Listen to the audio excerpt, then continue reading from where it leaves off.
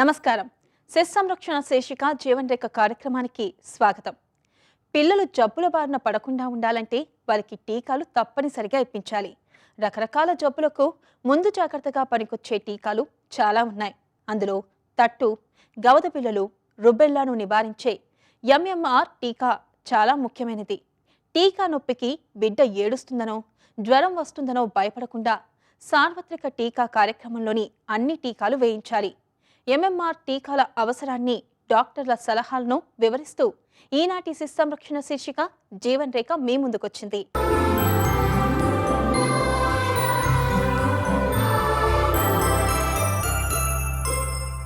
హానికారక సూక్ష్మజీవుల నుంచి మన రోగ నిరోధక శక్తి కాపాడలేకపోతే అది జబ్బులకు దారితీస్తుంది.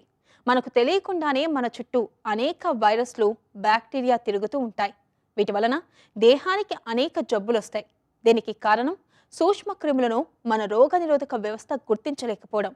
అలా గుర్తించేటట్టు చేసేవే టీకాలు. ఇప్పుడు ఆ కోవకు చెందిన తట్టు, గవద బిళ్ళలు, రుబెల్లా టీకా గురించి వివరంగా తెలుసుకుందాం.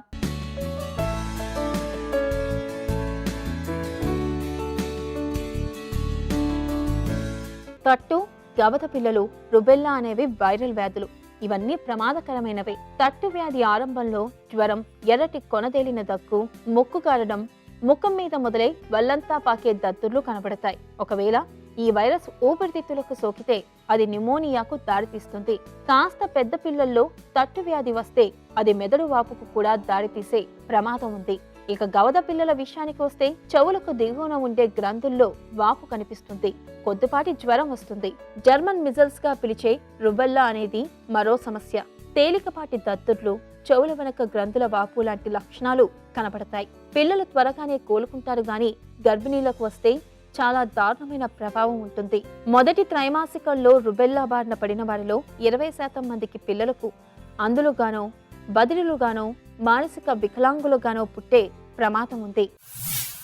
ఆంగ్లంలో ఎంఎంఆర్ అంటే మీజిల్స్, మమ్స్ అండ్ రుబెల్లా అని అంటూ ఉంటాం. అంటే 3 జబ్బులకు సంబంధించి నిరోధక శక్తి అనేది పెంచాలనే ఒక వ్యాక్సినేషన్ని ఎంఎంఆర్ వ్యాక్సిన్ అని అంటూ ఉంటాం అనమాట.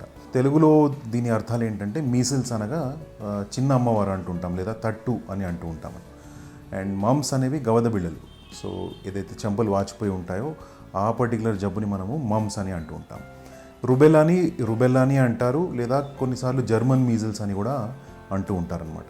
సో ఈ 3 జబ్బులకు సంబంధించి ఏదైతే వ్యాక్సినేషన్ వేస్తామో దాన్ని ఎంఎంఆర్ వ్యాక్సిన్ అని అంటూ ఉంటాం అనమాట. కమర్షియల్గా అంటే ప్రైవేట్ ప్రాక్టీస్లో కూడా ఎంఎంఆర్ వ్యాక్సిన్స్ కొన్ని కంపెనీస్ తయారు చేయడం జరుగుతుంది. దానికి కొన్ని కమర్షియల్ నేమ్స్ కూడా అవైలబుల్గా ఉన్నాయి.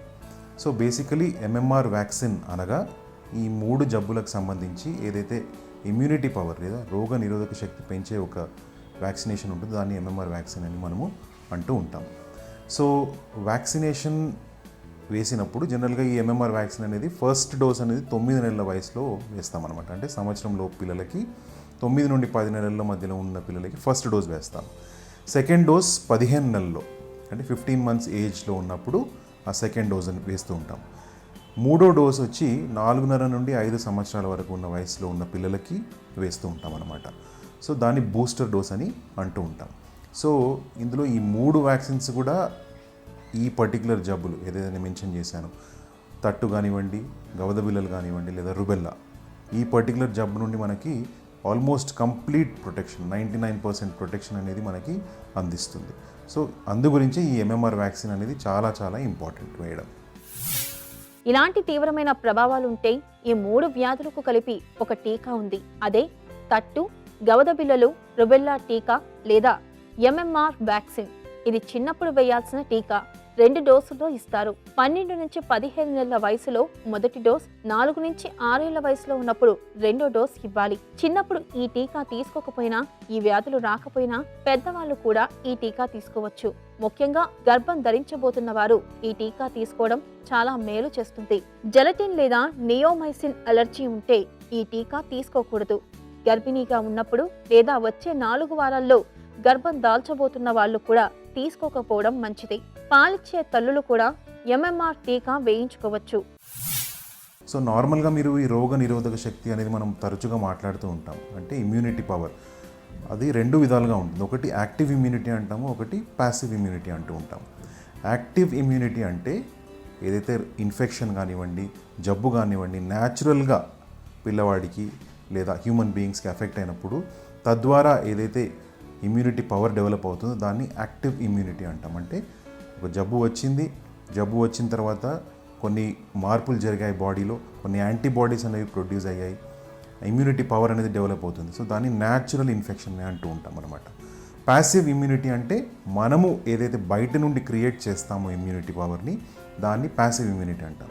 సో ఈ ప్యాసివ్ ఇమ్యూనిటీ అందజేయడంలో ఈ టీకాలు అనే దాని యొక్క రోల్ అనేది చాలా చాలా ఎక్కువ, చాలా చాలా ముఖ్యం. సో ఈ వ్యాక్సినేషన్ వల్ల మనం ప్యాసివ్ ఇమ్యూనిటీ అందిస్తాం. ఏం చేస్తామంటే బేసికలీ జబ్బు లాంటి ఒక వెక్టర్ని ఇంట్రడ్యూస్ చేస్తాం బాడీలో, చేసి బాడీ ఆటోమేటికల్గా యాంటీబాడీస్ క్రియేట్ చేసే ఒక పరిస్థితి ఏర్పడుతుంది.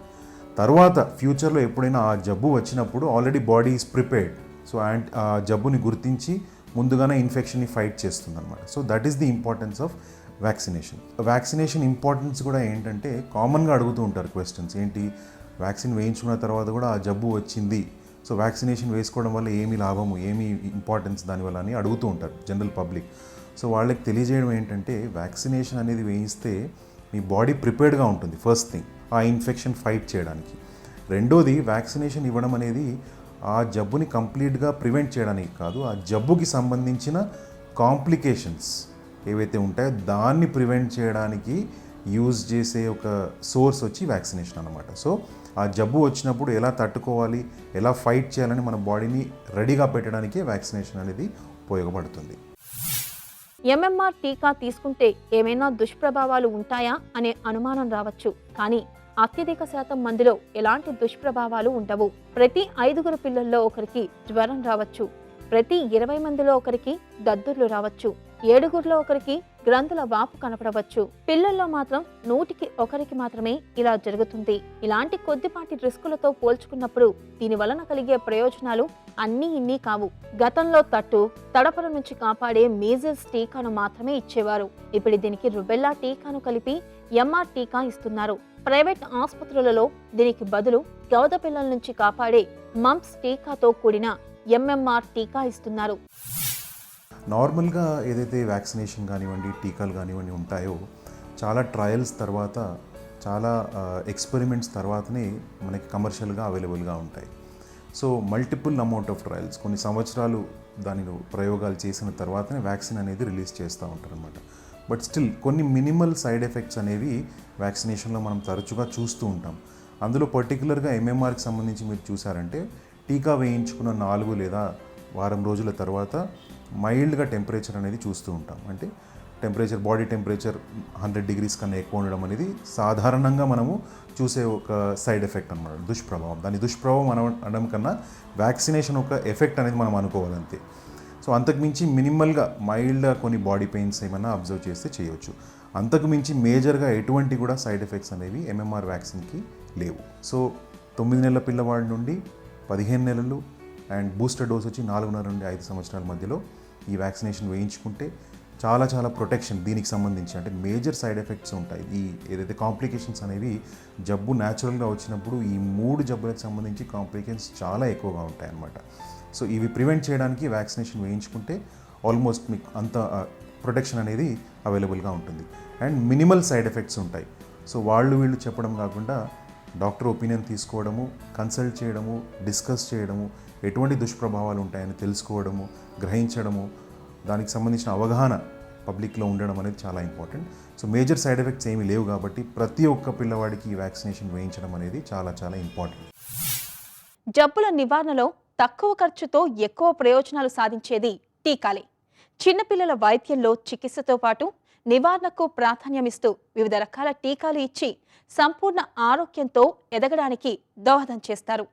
పిల్లలకు చాలా మందికి వచ్చే అవకాశమున్న తట్టు, గవదబిళ్ళలు, రుబెల్లా వ్యాధులను నియంత్రించడానికి 3టికి కలిపి ఎంఎంఆర్ టీకా అందుబాటులోకి వచ్చింది. ప్రపంచంలో పోషకాహార లోపంతో బాధపడుతున్న పిల్లల్లో 3వ వంతు పిల్లలు మన దేశంలోనే ఉన్నారు. ఈ సమస్యను అధిగమించాలంటే బిడ్డ పుట్టగానే తల్లిపాలు పట్టాలి. తొలి 6 నెలల్లో తల్లిపాలు తప్పితే ఇంకేమీ అవసరం లేదు. పోతపాలు అత్యవసర సమయాల్లో మాత్రమే పట్టాలి. 6 నెలల తర్వాత తప్పకుండా ఆహార పదార్థాలను తినిపించాలి. 6 నెలల్లోపు తల్లిపాలు పట్టిన తర్వాత ప్రత్యేకంగా మంచినీళ్లు తాగించాల్సిన అవసరం కూడా ఉండదు. కార్యక్రమంలో ఇప్పుడు సమస్య సలహా చూద్దాం.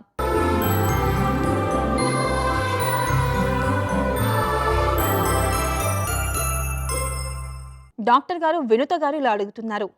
మా పాప వయసు 4 నెలలు. పాపకి నా పాలు సరిపోకపోవడంతో బయట పాలు పడుతున్నాము. అయితే పిల్లలకు ఆవు పాలను తాగిస్తే వారికి ఊపిరితిత్తుల్లో సమస్యలు, ఇంకా మూత్రపిండాల్లో ఇబ్బందులు వస్తాయని అంటున్నారు. మరి పిల్లలకు పట్టే బయట పాల విషయంలో ఎటువంటి జాగ్రత్తలు తీసుకోవాలి, సలహా ఇవ్వండి అని అడుగుతున్నారు.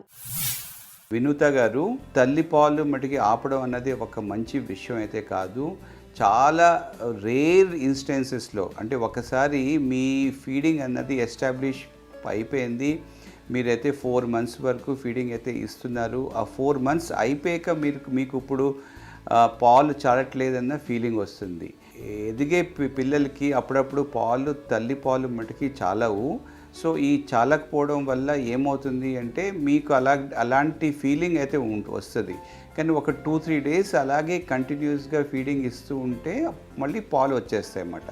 సో బయట పాలు జనరల్గా నా ఉద్దేశంలో అయితే మీరు వేరే పాలు గురించి మీరు ఆలోచించవలసిన అవసరం అయితే లేదు. 6 months వరకు కంటిన్యూస్గా మీరు మీ పాలు కానీ ఇవ్వాలి, ఎక్స్క్లూజివ్ బ్రెస్ట్ ఫీడింగ్ ఇవ్వాలి. 6 months అయిపోయాక మీరు తనకి ఫుడ్స్, సెమీ సాలిడ్స్, ఫ్రూట్స్ ఇట్లాంటివన్నీ ఇంట్రడ్యూస్ చేయాలి. దాన్నే మనం కాంప్లిమెంటరీ ఫీడింగ్ అంటాము, వీనింగ్ అంటాము. చాలా రేర్ ఇన్స్టెన్సెస్లో మనం ఈ ఫీడింగ్ అన్నది చాలట్లేదు కాబట్టి మనం వేరే పాల గురించి మనం మటుకి ఆలోచించవలసిన అవసరం ఉంటుంది. అటువంటి సందర్భాల్లో మనం ఫార్ములాని వాడాలి. ఎందుకంటే ఈ డైరెక్ట్ ఆవు పాలు, గేదె పాలు అన్నది అంత మంచిదికైతే కాదు. మీరు అన్నట్లు ప్రాబ్లమ్స్ లైక్ ఎస్పెషలీ ఇంటెస్టైన్స్ నుంచి బ్లీడింగ్ అయిపోవడం, ఎలర్జీసు, ఇంకోటి ఏంటంటే చెస్ట్ ప్రాబ్లమ్స్, ఇంకోటి ఇంకా కిడ్నీ ప్రాబ్లమ్స్, ఇలాంటివన్నీ వస్తాయి. 1 year వరకు మనం మటుకి పిల్లలకి డైరెక్ట్గా ఈ ఆవు పాలు, గేదె పాలు వద్దంటాము. ఒకవేళ ఇవ్వాల్సిన అవసరం ఉంటే formula which is a modified animal milk అదే ఇవ్వమని మేము మటుకి ఇన్ఫర్మేషన్ ఇస్తాం అన్నమాట. డాక్టర్ గారు శ్రీనిధి గారు ఇలా అడుగుతున్నారు. మాకు 2 అబ్బాయిలు, 2 కవల పిల్లలు. ఇప్పుడు వాళ్ళ వయసు 3 సంవత్సరాలు.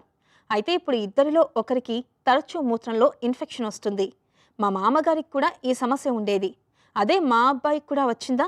డాక్టర్కి చూపిస్తూనే ఉన్నాము, మందులు వాడుతున్నాము. మా అబ్బాయిల్లో ఒకరికి మూత్రంలో ఇన్ఫెక్షన్ రావడానికి కారణం ఏంటి, సలహా ఇవ్వండి అని అడుగుతున్నారు. శ్రీనిధి గారు, పిల్లల్లో అప్పుడప్పుడు అబ్బాయిల్లో, అమ్మాయిల్లో ఇలాగా యూరిన్ ఇన్ఫెక్షన్ అన్నది అప్పుడప్పుడు మటుకి రావచ్చు. బాయ్స్లో జనరల్గా రావడానికి కారణం ఏంటంటే స్కిన్ ఎక్కువ ఉండడం వల్ల, అంటే పెన్నిస్కి ముందు ఉన్న ఆ ఫోర్ స్కిన్ ఎక్కువ ఉండడం వల్ల యూజువల్గా వస్తూ ఉంటుంది. సో పూర్తిగా 2-3 సార్లు ఒకవేళ ఏ పిల్లలకన్నా యూరిన్ ఇన్ఫెక్షన్ వచ్చింది అంటే టోటల్గా ఇవాల్యుయేట్ చేయాలి. అంటే అల్ట్రాసౌండ్ స్కానింగ్ ఏంటి, యూరిన్ కల్చర్ ఏంటి, ఇంకా ఏమన్నా ట్రాక్స్లో కానీ ఆ కిడ్నీ ఫంక్షన్లో కానీ ప్రాబ్లం ఉందో లేదో మనం అడిగి తెలుసుకోవాలి. ఎందుకంటే మాటికి యూరిన్ ఇన్ఫెక్షన్ వల్ల పిల్లల కిడ్నీస్ అవి పాడవే ఛాన్సెస్ అయితే ఉంటాయన్నమాట. సో దీన్ని మనం లైట్గా మనం మటుకి తీసుకోకూడదు. యూరిన్ ఇన్ఫెక్షన్కి అసలు కారణం ఏంటో మనం మటుకి తెలుసుకోవాలి. ఇంకోటి ఏంటంటే మీరు అంటున్నారు మీ మామగారికి వచ్చిన ప్రాబ్లమే ఇతనికి కూడా వచ్చిందేమో అని మీరు మటుకి ఫీల్ అవుతున్నారు. యూజువల్గా పెద్దవాళ్ళకి వచ్చిన యూరిన్ ప్రాబ్లమ్స్ అన్నది ప్రాస్ట్రేట్ ప్రాబ్లం వల్ల వస్తూ ఉంటుంది. పిల్లల్లో వచ్చే మటుకి ప్రాబ్లమ్స్ మటుకి కంజైంటల్ ప్రాబ్లమ్స్ ఉంటాయి. సో యూజువల్గా పెద్దోళ్ళ ప్రాబ్లమ్స్, పిల్లల ప్రాబ్లమ్స్ వేరేగా ఉంటాయి. ఒకసారి 2-3 times కంటే ఎక్కువ సార్లు కానీ యూరిన్ ఇన్ఫెక్షన్ వచ్చింది అంటే దీనికి పూర్తిగా ఇవాల్యుయేషన్ చేయించి ట్రీట్మెంట్ అయితే ఇప్పించుకోవాలి. అండ్ దానికి కరెక్ట్ కాజ్ ఏంటో మనం ఒకసారి డయాగ్నోస్ కానీ చేస్తే దానికి కరెక్ట్ ట్రీట్మెంట్ కూడా మనం మటుకు ఇవ్వచ్చు. పిల్లలు ఆహారం తినే ముందు సబ్బుతో చేతులను శుభ్రంగా కడిగే అలవాటు చేయాలి. పుట్టుకతో చాలామంది బరువు తక్కువగా ఉంటారు. వీరికి తల్లిపాలు పడితే రోగనిరోధక శక్తి మరింత పెరుగుతుంది. 3 నెలలు రాగానే చాలామంది తల్లులు పిల్లలకు పాలివ్వడం మానేస్తారు. పాలు రావడం లేదని చెబుతూ ఉంటారు. ఇది అపోహ. 6 నెలల వరకు ఖచ్చితంగా పాలొస్తాయి. 6 నెలలలోపు తల్లిపాలు తప్ప ఇతర ఆహారాన్ని అలవాటు చేయడం వల్ల పిల్లల జీర్ణాశయంలో లోపాలు తలెత్తవచ్చు. డాక్టర్ గారు మాణిక్ గారు ఇలా అడుగుతున్నారు. మా బాబు వయసు 40 రోజులు. వాడు రోజు రాత్రి సమయంలో బాగా ఏడుస్తున్నాడు. పాలు తాగిన తర్వాత కూడా వాడు ఏడవడం జరుగుతుంది. కడుపులో గ్యాస్ సమస్య ఉందేమోనని గ్యాస్కి సంబంధించిన మందులు కూడా వేస్తున్నాము. అయినా కూడా వాడు ఏడుపు ఆపడం లేదు. వాడికి ఏమై ఉంటుంది? వాడి శరీరంలో ఇతర సమస్యలను ఎలా తెలుసుకోవాలి అని అడుగుతున్నారు. మాణిక్ గారు, మీ 40 రోజుల బాబు రాత్రిపూట బాగా ఏడుస్తున్నారు. పాలు తాగించినా కానీ ఏడుపు ఆపట్లేదంటున్నారు. అయితే ఒక పిల్లవాడు కానీ పాపాయి కానీ ఏడ్చినప్పుడు మనము కావాల్సిన అంటే దానికి సంబంధించిన కారణాలు మనం అనలైజ్ చేసుకుంటే, ఎస్పెషల్లీ నైట్ మీరు అంటున్నారు కాబట్టి రాత్రిపూట వాళ్ళు ముక్కు బ్లాక్ అవుతుందా చూడాలి. ముక్కు బ్లాక్ కావడం వల్ల ఏడుస్తున్నారా, లేదు ఆ నాప్కిన్స్ వెట్ కావడం వల్ల ఏడుస్తున్నారా, చలి ఉందా, నైట్ యూజువల్గా టెంపరేచర్స్ తగ్గిపోతాయి, మనం కవర్ చేయకుంటే ఆ చలికి ఏడుస్తున్నారా, మదర్ టచ్ కోసం కూడా పిల్లలు ఏడుస్తారు. సో ఆ మదర్ టచ్ లేకపోవడం వల్ల బేబీని దూరం పడుకోబెడుతున్నారా, లేదంటే క్రెడిల్లో పడుకోబెడుతున్నారా, ఉయ్యాలో పడుకోబెడుతున్నారా. సో ఇవి కామన్గా అంటే నాన్ మెడికల్ ప్రాబ్లమ్స్ ఇవి అనమాట. సో ఇవన్నీ మనము వితౌట్ మెడిసిన్సే మనం ఇట్లాంటి ఇష్యూస్ని అడ్రస్ చేయొచ్చు. సో మీరు పొట్టలో గాలి అంటే కోలికి పెయిన్ అన్నారు. కోలికి పెయిన్ వల్ల కూడా ఏడుస్తుండొచ్చు. యూజువల్గా మనం కోలికి పెయిన్ ఈవినింగ్ కోలిక అంటాం. యూజువల్గా అది ఈవినింగ్ టైం వస్తుంది. నైట్ అంటున్నారు కాబట్టి అది కాకపోవచ్చు. సో దానికి ఏంటంటే మనం బేబీస్కి పాలు తాగించిన వెంటనే వాళ్ళని భుజాల మీద తీసుకొని వాళ్ళని బర్ఫ్ చేయడం ద్వారా, ఆ తేన్పు తీపించడం ద్వారా వాళ్ళకి కోలికి పెయిన్ రాకుండా ఉండే అవకాశం ఉంటుంది. కోలికి పెయిన్కి మెడిసిన్స్ కూడా ఉన్నాయి, కానీ మెడిసిన్స్ లేకుండా మనం బర్ఫ్ చేసి ఆ గ్యాసెస్ని ఎక్స్పెల్ చేయగలిగితే ఆ పెయిన్ తగ్గిపోతుంది. ఇవి కాకుండా కొన్ని సీరియస్ కండిషన్ కూడా మనం ఆలోచించాలి. ఆ పిల్లవాళ్ళకి యూరిన్ పోసేటప్పుడు ఏమైనా మంట వస్తుందా, యూరిన్ ఇన్ఫెక్షన్ ఏమైనా కూడా చూడాలి. సో దాంతోపాటు ఫీవర్ ఏమైనా వస్తుందా, లేదు మోషన్ ఏమైనా హార్డ్ అవుతుందా. సో ఇట్లాంటివి కూడా మనం మిగతా కామన్ కండిషన్ కూడా చూసుకోవాలి. ఆ నైట్ ఏడుపు కారణాలు మీరు అన్నట్టు గ్యాస్తో పాటు ఇవన్నీ కూడా మనం గమనించుకుంటే మంచిదండి. డాక్టర్ గారు కృష్ణవేణి గారు ఇలా అడుగుతున్నారు. మా బాబు వయసు 5 సంవత్సరాలు. వాడు స్కూల్కి వెళ్తున్నాడు. వాడితో వచ్చిన సమస్య ఏంటంటే వాడికి రోగనిరోధక శక్తి తక్కువగా ఉంది. బరువు కూడా తక్కువగానే ఉంటాడు. ఎప్పుడూ జలుబు దగ్గుతో బాధపడుతూ ఉంటాడు. వాడిలో రోగనిరోధక శక్తి పెరిగి వాడి సమస్యలు తగ్గాలంటే ఏం చేయాలి? సలహా ఇవ్వండి అని అడుగుతున్నారు. కృష్ణవేణి గారు, పిల్లవాళ్ళకి తరచుగా జలుబు దగ్గు రావడం అనేది చాలా సాధారణమైన సమస్య. 1 ఇయర్లో 6 నుంచి 7 సార్లు వరకు ఈ common respiratory infections, upper respiratory infections ఇవి రావడం జరుగుతుంది. సో మీకు బాబుకు జలుబు దగ్గుతో పాటు జ్వరం కూడా ఉందంటే దాన్ని ఇన్ఫెక్షన్ లాగా ట్రీట్ చేయాలి. లేదు ఓన్లీ జలుబు దగ్గు వస్తుందంటే మాత్రం బాబుకి ఎలర్జీ ఉందని గుర్తించాలి. సో మీరు జ్వరం ఉన్న విషయం చెప్పలేదు కాబట్టి అది ఎలర్జీ కావచ్చు. ఎలర్జీకి మన స్కూల్కి వెళ్ళినప్పుడు ఆ వాతావరణంలో రకరకాల ఎక్స్పోజర్స్ ఉంటాయి. వేరే పిల్లలకు జలుబున్నా మన పిల్లలకు రావచ్చు, లేదా అక్కడ డస్టీ ఎన్విరాన్మెంట్ ఉంటే రావచ్చు. ఆ స్కూల్లో ఎక్కువ మొక్కలు చెట్లు లాంటివి ఉంటే కూడా దాని నుంచి కూడా ఎలర్జీ రావచ్చు. సో ఇట్లాంటివి ఎందుకు వస్తున్నాయి మనం గమనిస్తే కనుక ఆ ఎలర్జీని మనం ప్రివెంట్ చేసుకునే అవకాశం ఉంది. సో ఆ ఎలర్జీ వచ్చినప్పుడు ట్రీట్ చేసుకునేందుకు మనకు యాంటీ ఎలర్జిక్స్ మెడిసిన్స్ కూడా ఉంటాయి, అవి కూడా వాడచ్చు. సో బాబుకి ఇబ్బంది కానంత వరకు ఈ ఎలర్జీస్ని మనము నేజల్ డ్రాప్స్ ద్వారా కొంచెం స్టీమ్ ఇన్హలేషన్ ఇవ్వడం ద్వారానే మనం ట్రీట్ చేసుకోవచ్చు. వాటికి మెడిసిన్ అవసరం ఉండదు. వీలైనంత వరకు మెడిసిన్స్ అవాయిడ్ చేసుకొని మన హోమ్ రెమెడీస్ అంటాం, వాటి ద్వారా మనం ట్రీట్ చేసుకోవాలి. తర్వాత మీరు అన్నట్టు ఇమ్యూనిటీ పెంచడం ద్వారా కూడా మనము ఇన్ఫెక్షన్స్ బారిన పడకుండా పిల్లల్ని కాపాడుకోవచ్చు. ఇమ్యూనిటీ పెరగాలంటే పిల్లలు ఆడాలి, పిల్లలు ఎండగా ఎక్స్పోజ్ కావాలి. అంటే ఈ ఎండాకాలం మరీ మిట్ట మధ్యాహ్నం కాకుండా early morning sun exposure is good. Physical activity ఉండాలి పిల్లలకి. పౌష్టికాహారం ఇవ్వాలి, ప్రోటీన్స్, కార్బోహైడ్రేట్స్, ఫ్యాట్స్, మినరల్స్తో కూడిన ఆహారం ఇవ్వాలి. తప్పకుండా ఫ్రూట్స్ అన్నవి, నట్స్ అన్నవి, పల్సెస్ కానీ, నాన్ వెజిటేరియన్ ప్రోటీన్ కానీ పిల్లల ఇమ్యూనిటీ పెంచడంలో చాలా కీలక పాత్ర పోషిస్తాయి. కాబట్టి మీ పిల్లల వాడికి మంచి ఆహారం ఇస్తూ మీరు ఎలర్జీ కాజ్ చేసే ఏమన్నా ఎన్విరాన్మెంట్లో ఎలర్జీ కాజ్ చేసే సబ్స్టెన్సెస్ కానీ ఆబ్జెక్ట్స్ కానీ ఉన్నప్పుడు వాటిని దూరం చేసి మీ పిల్లవాడి ఎలర్జీని మీరు ట్రీట్ చేసుకోవచ్చు. దాని గురించి భయపడే అవసరం అయితే లేదండి. పిల్లల్లో 6 నెలలకు ముందే తల్లిపాలు పట్టడం ఆపేస్తే రక్తహీనత వస్తుంది. పిల్లల్లో విరేచనాలు లాంటివి కనిపిస్తే చాలామంది తల్లులు పాలు పట్టడంతో పాటు ఆహారం తినిపించడం కూడా ఆపేస్తారు. దీనివల్ల పిల్లలకు పోషకాలు అందవు. అందుకే బిడ్డకు తప్పనిసరిగా 6 నెలల వరకు తల్లిపాలు పట్టాలి. ఆ తర్వాత ఇంట్లో చేసిన ఆహారాన్ని తినిపించడం అలవాటు చేయాలి. గుడ్డు, పాలు, నెయ్యి, ఆయా సీజన్లలో లభించే పళ్ళు లాంటివన్నీ కూడా పిల్లలకు ఇవ్వడం ద్వారా పోషక ఆహార లోపం తలెత్తకుండా జాగ్రత్త పడవచ్చు. ఇది నేటి శిశు సంరక్షణ శీర్షిక జీవన్ రేఖ. మరో కార్యక్రమంలో మళ్ళీ కలుసుకుందాం. అంతవరకు సెలవు. నమస్తే. మీ ఆరోగ్య సమస్యలను, సందేహాలను మాకు పంపించవలసిన వాట్సాప్ నంబర్ 87905 97766.